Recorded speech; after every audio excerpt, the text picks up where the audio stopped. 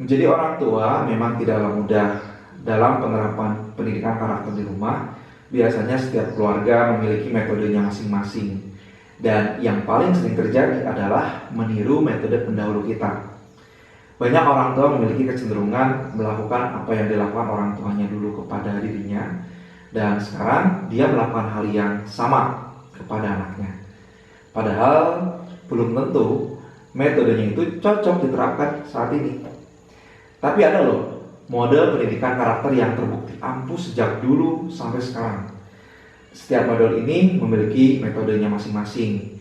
Yang menarik adalah kelima metodenya ini bisa kita gabungkan dalam penerapannya.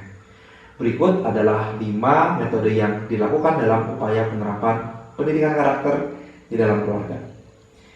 Yang pertama, metode keteladanan. Anak adalah peniru ulung. Saya yakin ini bukan pertama kali Anda mendengar ungkapan tersebut. Tapi kadang kita sendiri yang lupa atau tidak sadar. Dan seharusnya kalau kita sadar ya, sebagai orang tua kita harus bisa lebih menjaga sikap dan tindakan ketika kita sedang bersama anak-anak tentunya. Secara psikologis, anak memang sangat membutuhkan panutan atau contoh dalam keluarga. Sehingga dengan contoh tersebut, anak dapat mengaplikasikannya dalam kehidupan sehari-hari. Begitupun sebaliknya, jika anak tidak memperoleh model atau perilaku yang mencerminkan akhlak yang baik, tentu mereka akan melakukan hal-hal yang kurang baik. Contoh, jika anak melihat orang tuanya berdusta, tidak mungkin dia belajar jujur di situ.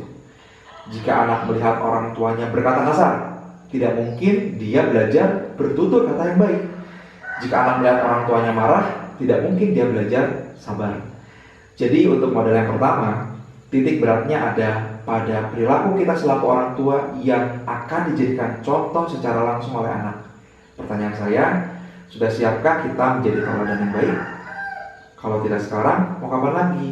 Mumpung masih ada kesempatan, segerakan. Insya Allah bisa. Yang kedua, metode pembiasaan. Metode pembiasaan ini bisa dikatakan cukup efektif dalam pendidikan karakter anak. Kenapa demikian? Karena karakter itu tidak bisa dibentuk dalam satu malam saja. Perlu waktu dan perlu kesabaran dalam menjalaninya. Ibarat kata nih, hati anak itu bagaikan kertas yang belum tergoreskan sedikit pun oleh tulisan atau gambar. Tapi dia dapat menerima apa saja bentuk goresan, tulisan, atau apa saja yang digambarkan di dalamnya. Dan pembiasaan ini memang sebaiknya dilakukan sejak kecil. Contoh ya, anak-anak yang dibiasakan bangun pagi, mereka akan memiliki kebiasaan bangun pagi. Bahkan menariknya, kebiasaan ini juga akan mempengaruhi jalan hidupnya.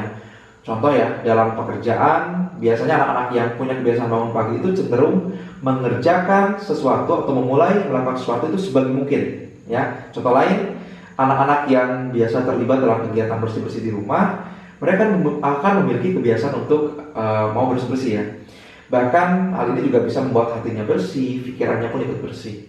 Dan ini berlaku untuk kegiatan lainnya, pembiasaan tidur lebih cepat, membuang sampah pada tempatnya, mengucapkan salam saat masuk atau keluar rumah, minum sambil duduk, dan lain-lain. Dan kunci dari pembiasaan adalah kesabaran kita untuk bisa terus membersamai anak sampai pembiasaan ini terbentuk polanya. Yang ketiga, metode cerita. Metode bercerita ini merupakan salah satu metode yang menyenangkan bagi anak. Kenapa begitu? Karena bercerita mengundang perhatian anak. Bila isi ceritanya dikaitkan dengan dunia kehidupan anak, maka mereka pun akan mudah memahami isi cerita itu. Mereka juga akan mau mendengarkan dengan penuh perhatian dan mudah dapat menangkap isi cerita. Metode ini juga mempunyai daya tarik dalam menyentuh perasaan anak. Dan tujuan dari bercerita adalah agar anak bisa membedakan perbuatan yang baik dan buruk dan dapat diaplikasikan dalam kehidupan sehari-hari. Kita bisa mengambil kisah-kisah, contoh kisah para nabi, para rasul ya, sahabat-sahabat nabi, ataupun perjuangan para pahlawan, tokoh-tokoh dunia dan lain-lain. Dan bercerita juga bisa dilakukan saat berkumpul bersama keluarga atau menjelang tidur. Namun yang perlu digarisbawahi, bercerita ini bukan hanya sekedar pengantar tidur bagi anak ya, tapi juga bertujuan untuk meningkatkan kedekatan antara hubungan orang tua dan anak. Selain itu juga bercerita juga dapat memaksimalkan imajinasi dan otak anak-anak. Intinya bercerita dapat membentuk karakter anak secara tidak langsung. Ya. Yang keempat, metode nasihat. Metode nasihat merupakan penyampaian kata-kata yang menyentuh hati dan disertai dengan keteladanan. Ya, memang metode nasihat ini akan lebih powerful jika disertai dengan keteladanan secara langsung. Bahkan dalam upaya menyentuh hati anak pun, pilihlah kata yang baik dan halus. Nah, yang perlu diperhatikan oleh kita adalah dalam memberikan nasihat, orang tua sebaiknya melihat kondisi anak terlebih dahulu. Jangan berikan nasihat pada saat anak atau kita sendiri yang sedang marah. Dan metode nasihat ini pun bisa kita sisipkan pada saat menggunakan metode bercerita. Intinya sih, nasihat itu merupakan penegasan dari nilai-nilai yang diajarkan kepada anak, bukan ajang untuk menyalahkan apa yang sudah dilakukan anak. Yang kelima, metode reward and punishment. Metode ini juga bisa dikatakan cukup efektif karena 6 tahun pertama kehidupan anak itu merupakan fase dari perkembangan manusia yang sangat membutuhkan penghargaan. Tapi perlu diingat bahwa penghargaan yang diberikan itu tidak boleh berlebihan. Lalu bagaimana sih dengan hukuman? Ya, hukuman dalam ranah pendidikan juga memiliki pengertian yang luas. Pemberian hukuman ini sebagai penyeimbang dari pemberian penghargaan.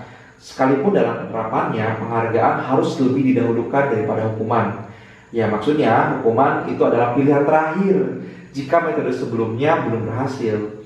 Meskipun begitu, pastikan hukuman yang diberikan bukan berupa siksaan, baik berupa fisik atau jiwa. Dan hukuman yang dimaksud juga bisa berupa mengurangi apa yang disukai anak, misal mengurangi uang jajan, mengurangi jatah waktu bermain game atau bermain gadget. Ya. Sedangkan penghargaan yang dimaksud juga bisa berupa apresiasi secara lisan ataupun berupa hadiah. Yang perlu diingat, metode penghargaan dan hukuman sangat menitik beratkan pada konsistensi kita sebagai orang tua. Ya, konsistensi dari apa yang sudah disepakati di awal. Jangan sampai anak menilai kita orang yang ingkar janji ketika tidak langsung memenuhi penghargaan atau hadiah yang sudah disepakati. Atau anak menilai kita tidak tegas karena pada akhirnya kita juga yang tidak tega memberikan hukuman sesuai dengan apa yang sudah disepakati bersama.